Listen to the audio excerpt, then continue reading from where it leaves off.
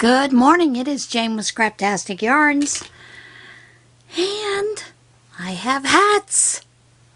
Now, not a whole lot of hats, but I have hats. I'll explain that story in a minute. First of all, I'm going to show you my current WIP, and that is the blanket that we're making for the girls that are in a facility for troubled girls. So I've gotten this far, haven't gotten any farther, and now I'll explain why. With the Prayer Shawl Ministry, we have always donated to the Meadows, which is a psychiatric facility for those who are, I think, 15 and under, maybe 14 and under. And every Christmas there are some families, because of the nature of their psychiatric diagnosis, do not go home because, one, they're either extremely violent, extremely suicidal, whatever. For whatever reason, they have to stay at the facility, cannot go home for a day visit, overnight visit, whatever. So, every year we have donated hats and scarves and or toys, those kind of things. But we received a call Saturday afternoon that they can no longer take the scarves, and we put the scarves inside of a hat and then tie it shut so that they get the whole thing, and you don't have to worry about matching up, that kind of thing. But they can no longer take scarves because it has the potential for self-harm or harm to others. So what they asked is if we could come up with about 25 hats, 24 to 30 hats. Normally they have about 26 young folks in there from age 8 to 14, 15-ish, over Christmas. So we try to help fill out the little bit of balance for them from the Bikers Club, who they go out and they buy games, puzzles, candy, treats, those kind of things to put in a bag to give to them at Christmas. So we were asked if we could do 12 to 13 female hats for that age range and 12 to 13 male hats. So the current projects I'm working on are kind of on a back burner because we want to get those to them so they can get those packages ready so that they can get them to them around the second week in December. So I've been making a couple of hats. Now this hat is the Umbaqua Simple Double Crochet hat, and I will leave a link to that pattern below. This pattern goes from, I believe, preemie all the way to an extra large adult, or at least a large adult hat. I love this pattern. It's a go-to for almost everything that I do, simply because if you take this and you do a baby hat, then you can decorate it like at Christmas. You can do it, deer, you can do it in brown, do a little deer eyes and little ears, you add to the top, those kind of things. But this is a female, age 6 to 10 is the range for this hat. And then I did another female in this color. And these are I Love This yarns. Then I did the teen size, that color, and then a blue one. But I am going to make some suggestions to you folks when you turn these hats in. If you are turning hats in to a local organization, Hat Not Hate, whatever, tag them. Just add a little tag, paper tag, whatever, that says teen, or like this one, child, 6 to 10 years. That way they have an idea of what size they fit. They don't have to put it on a sizer to figure it out, or take a tape measure and measure that out. So that is a suggestion that I have for you if you do those kind of things on a year-round basis. Now,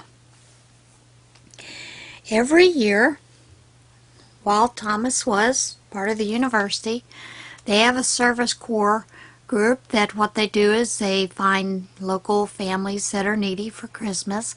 Thomas and I have always chosen a family to provide Christmas for them. You know, Christmas gifts for everybody in the family. Usually we throw in a gift card for them to go get a meal, those kind of things, you know, that they want for Christmas. But since Thomas is no longer part of the university, I cannot do that. So I decided this year to do Operation Christmas Child. Now, as many of you know, Sharon creates, she does this year-round. And there are a lot of other YouTubers that do this year-round. And when I get to the shout-outs, I'm going to give you some of those channels so that if you do this, that you have an idea of, you know, what you can do to fill those boxes. Now, the age range that I chose was 5 to 9 for a boy. I have a girl one that I am packing up, and I am going to, I'll show that later when I get that one packed up. I'll show that later in the week. But I thought I would show you some of the items that I chose for this box. And this is through the Samaritan's Purse. Some of you will see cardboard boxes. Hobby Lobby has the plastic boxes. I believe they're green boxes with a red lid that you can fill. They do want you to fill them with all kinds of goodies. So I just thought I would give you an idea what I do, what I did. Got a notebook. It's a lined notebook.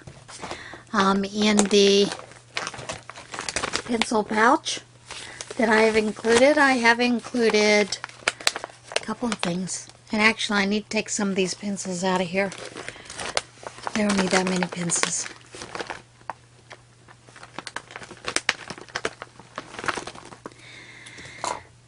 So, I like shopping at the Dollar Tree, and they have these nice colored pens, so I thought I'd throw those in. There are 4 pencils in there, and there are 2 erasers, different colors, and then I included 2 sticky note pads, just because I like to play with sticky note pads, and 2 pencil sharpeners, and that is in the pencil pouch that I am sending to this young man. And I included a little Jurassic World toy. This is a Gigantosaurus is what it is called. So I've included that little toy. I have included a Squish Me Nido, and it's very squishy. It's a lot of fun. A pack of cards. Go fish. Why not? A soap sack, and it has a bar of soap in it. I believe I picked up probably Irish Spring, because I like the smell of Irish Spring. But that little bar of soap is in there. Of course, it makes the whole package smell delicious, you know. And of course, you want to include a nice little note to your young man, young lady. You can include a picture if you want to. I just didn't have any pictures. I have included a gemstone excavation. It's the geology wife in me, sorry. Can't help it.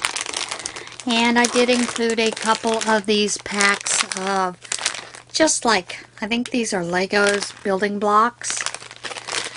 And then a couple of these grab and go kits.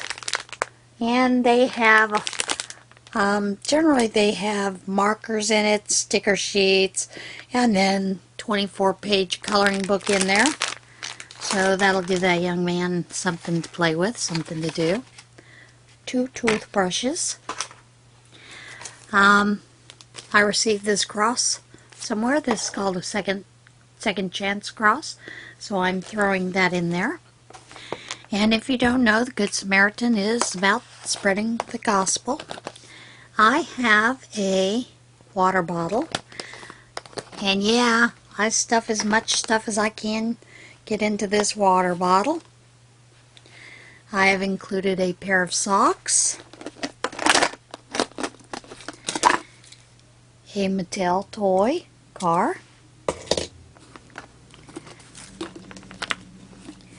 and two of these little squishy balls. These are designed to use with water or just, you know, to squish, play with for stress. And then another little car. And I found this lovely little pack of animals. Has a giraffe. And these are fun. Tiger. Can't have a tiger without a lion. A monkey. An elephant. Rhinoceros. And the mighty gorilla. And then, of course, a hippopotamus. So those are just some fun things you can add in. I know a lot of gals will put pencils inside of these water bottles. Colored pens. You name it. But here's the good thing, because you can stuff quite a bit into the water bottle, and I'll save a little bit of room in your box. I did also include a backpack, and these are at the Dollar Tree. They're nice and simple. A comb. Don't give me grief about the big comb. Didn't have any other combs, and I was looking for combs. And then there are some mini twist crayons. And some bold and bright crayons, because who doesn't want bold and bright? And then, of course, there are some colored pencils in there. And I have included a creative creature coloring book. And these are some nice little coloring books, you know, easy to do, quick, that kind of thing. Now this coloring book is a little bit different because it is the Mandalorian, and it's already fallen apart, so I'm going to have to add some glue. But there is the Mandalorian color book. Maybe I won't. Maybe I'll just leave it that way. That way they can take them out as they want. So yeah, that's a nice little thing that I have thrown together. You can do backpacks. You can do all kinds of things. You can do, you know, drawstring bags. Those of us that sew can make those. We can even sew the little backpacks out of cloth. And then, of course, I colored on the lid, telling them that they are loved, because you want them to know that these kids, that they are loved. Some of these kids, these are the only thing that they will ever receive as a gift. So I find it very worthwhile to do these kind of things. And this was just a lot of fun to pack. And you see how much I got in here.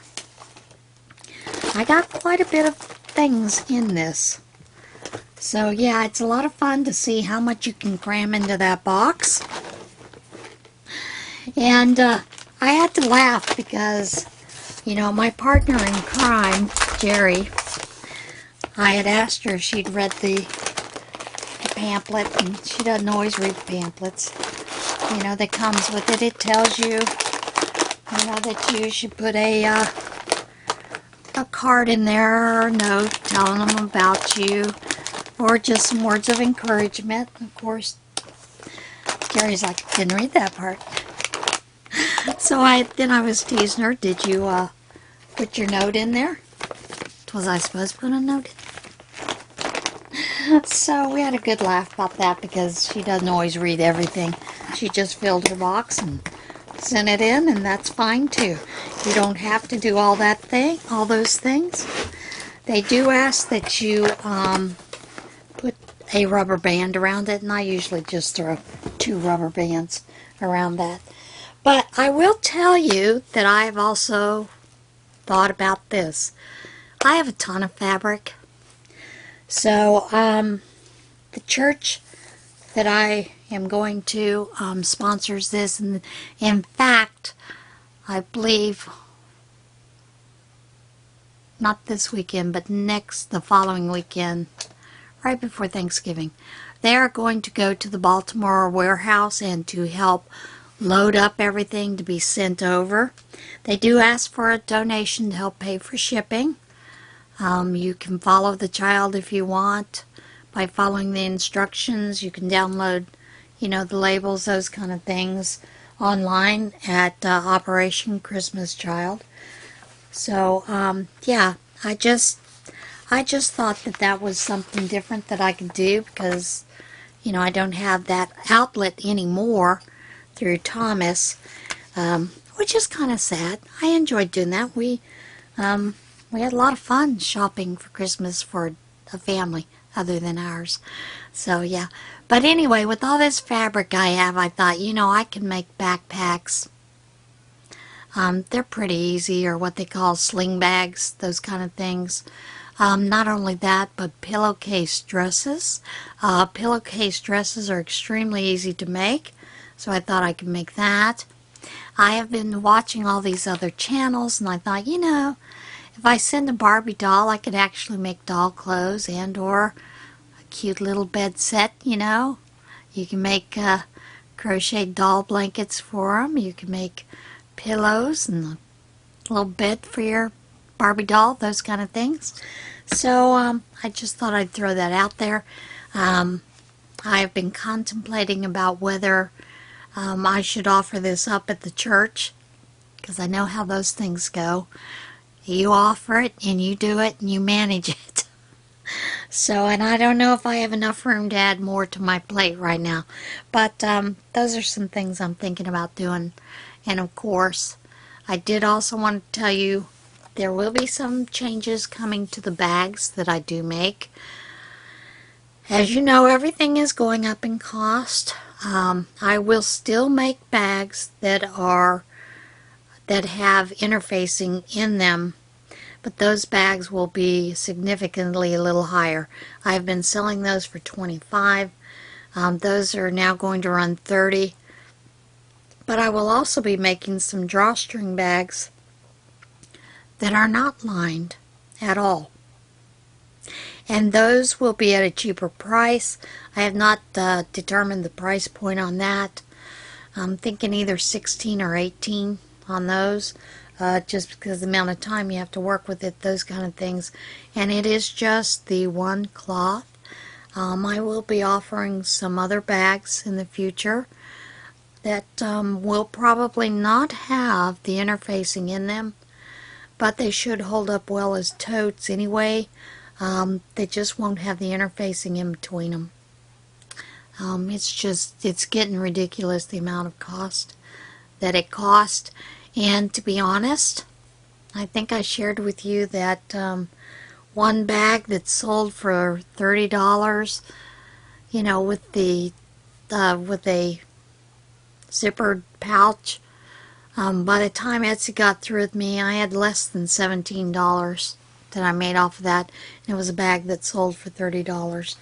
And I just can't keep making bags with making that few dollars, especially going through Etsy. Of course, the other option is to do it through PayPal and the channel.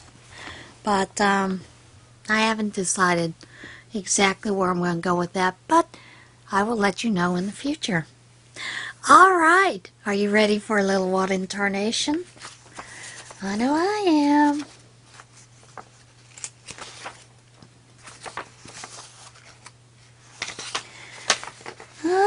Okay.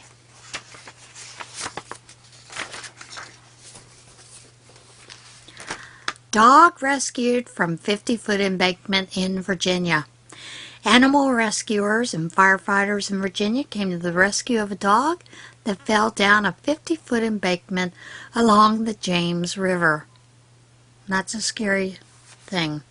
Richmond Animal Care and Control said in a Facebook post that the goofy Malamute was found stranded next to the water at the bottom of a 50-foot embankment next to the river in Richmond.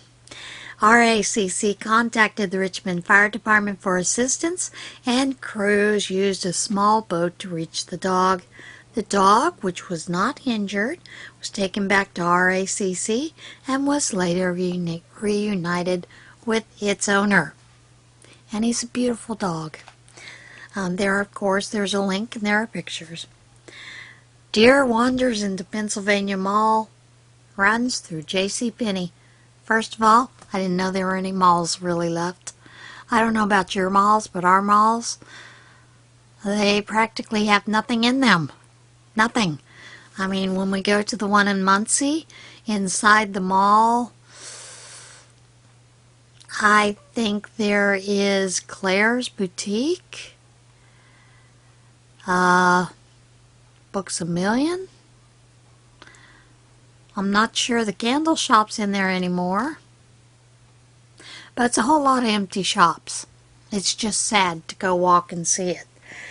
And I really didn't know JCPenney was even open still. So, a JCPenney store in a Pennsylvania mall was closed temporarily when a deer wandered into the store and made its way to a dressing room. Employees at the Qdobo restaurant in Park City Center Mall in Lancaster said the deer entered the mall through a door near the eatery and ran into the nearby JCPenney store. Maybe the deer had some shopping to do. Witnesses said the deer wandered through the store and ended up into a dressing room. The Pennsylvania Game Commission was contacted and personnel responded to escort the deer back outdoors. The JCPenney store remained closed Thursday afternoon. Now, I find this funny, and here's part of the reason I find this funny. If you win the lottery, depending on which state you live in, you can stay anonymous. In Pennsylvania, you cannot, so if you win the lottery, everybody knows it. So all your cousins and family members and people who think they're family members can get a hold of you. Anyway, lottery winner dons mascot costume to hide jackpot from family. A lottery winner in China donned a mascot costume to claim his $30.6 million lottery jackpot in order to keep his wife and children from finding out about the prize. And I cannot pronounce this name. Guangji.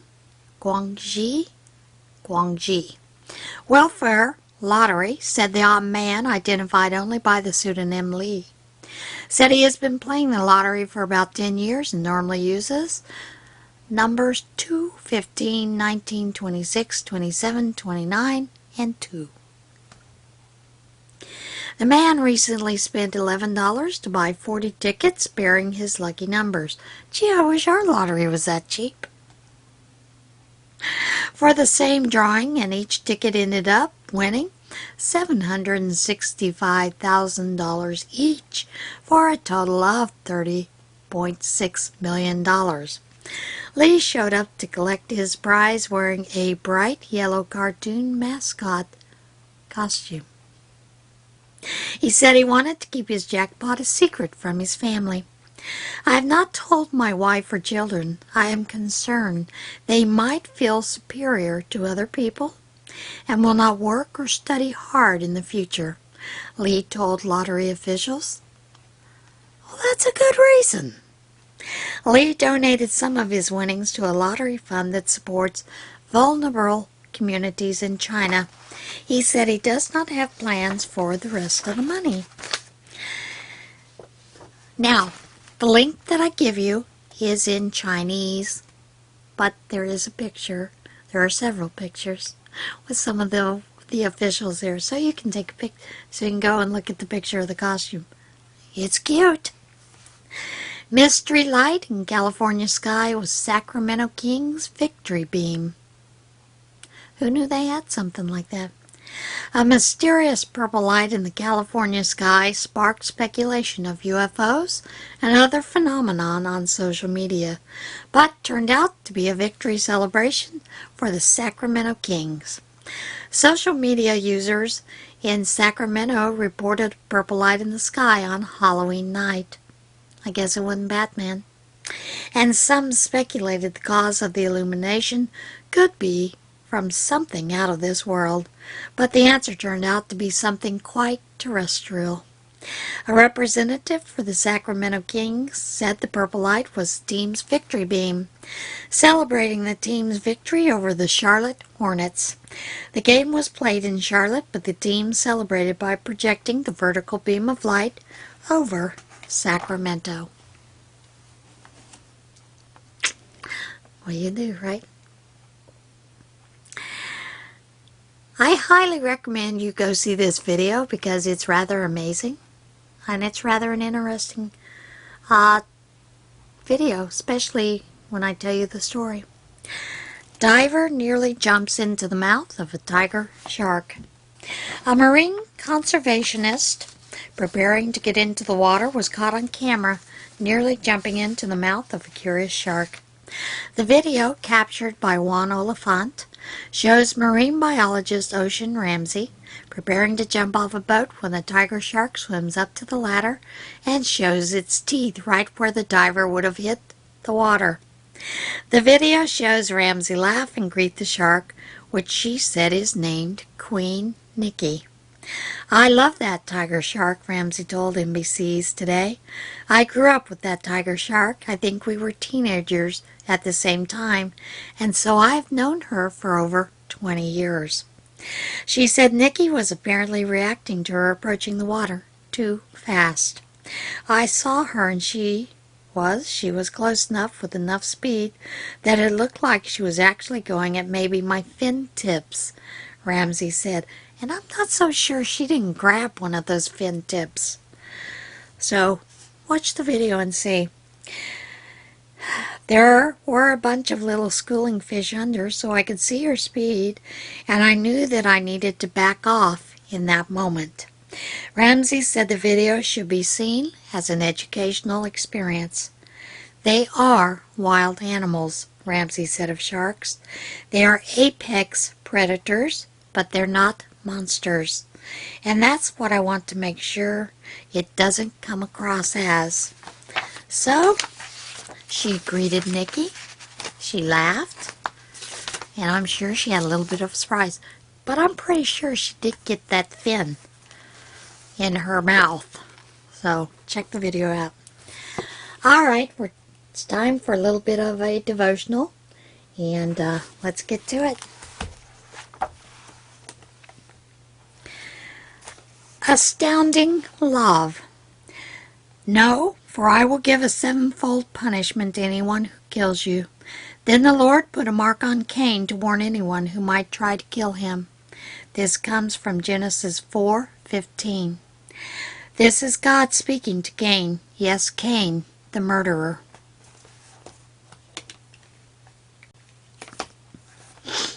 He had just exiled him for his crime, but he also gave him protection. God's love for us and his capacity to forgive us knows no boundaries. Anyone killing Cain could expect a punishment 7 times more severe than the one Cain himself received for killing his own brother. That is love, and this is the God we serve. What lengths would God go to in order to protect you? You'd be amazed. Some of the things.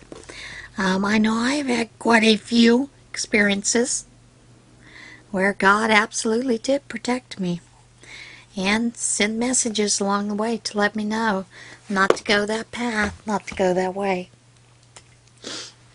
So, never know. God will send someone to protect you when it's needed, if it's not your time to be taken. Because Lord knows, we don't have any choice in that. God's the one that chooses that. Alright guys, that's it for today. As always, be kind to one another, love yourself. Get out there and see this big beautiful world we live in, because man, it can be beautiful even on those days when the trees are bare. So enjoy. See you guys soon. Bye.